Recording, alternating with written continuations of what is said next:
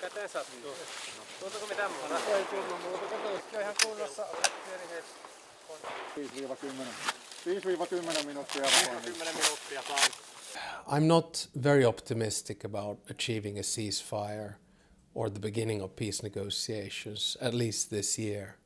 I mean, perhaps if we get something going by February, March, that would be good.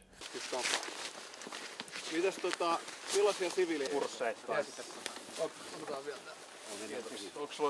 With hybrid warfare, the problem is that you can never stop it completely because it is so unpredictable. But you have to be able to set up defense systems and deterrents that you're prepared, and then that you can immediately repair any damage that has taken place. But I do think there's one more element there, and this is where I think Finnish sisu or calmness comes in, that, don't panic. These things happen in today's world. If you overreact, you kind of reveal your cards.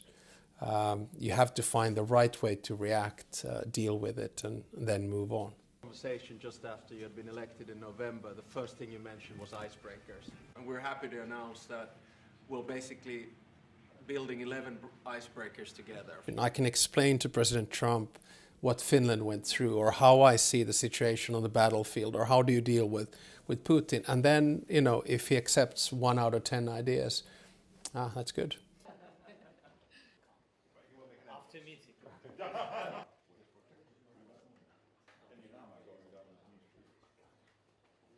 What we basically do is we give messages to the President of the United States. By we, I mean European leaders. And then, of course, we interpret President Trump to President Zelenskyy and vice versa. And I think it's probably best to have one contact point at this time, and that's Trump on the highest political level. But it is clear that the rest of us have then other types of relations which don't feed to the highest echelons of power in the Russian Federation.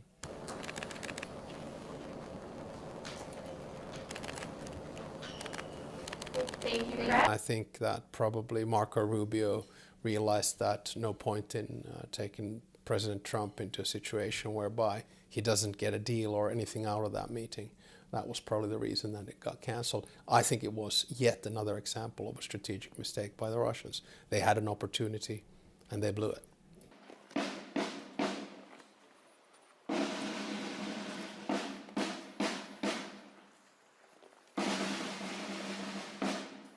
In peace mediation in general, you have to be quite patient, and you have to sort of live with the reality. So you can't have illusions about things that you would like to see happening. You can try to have an impact on them.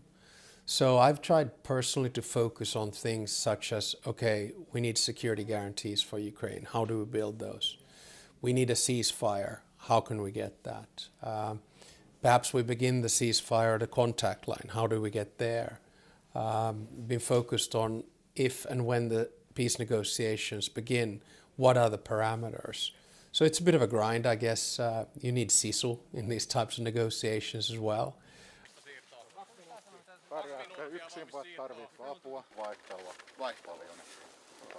We can say that the line between war and peace has been blurred.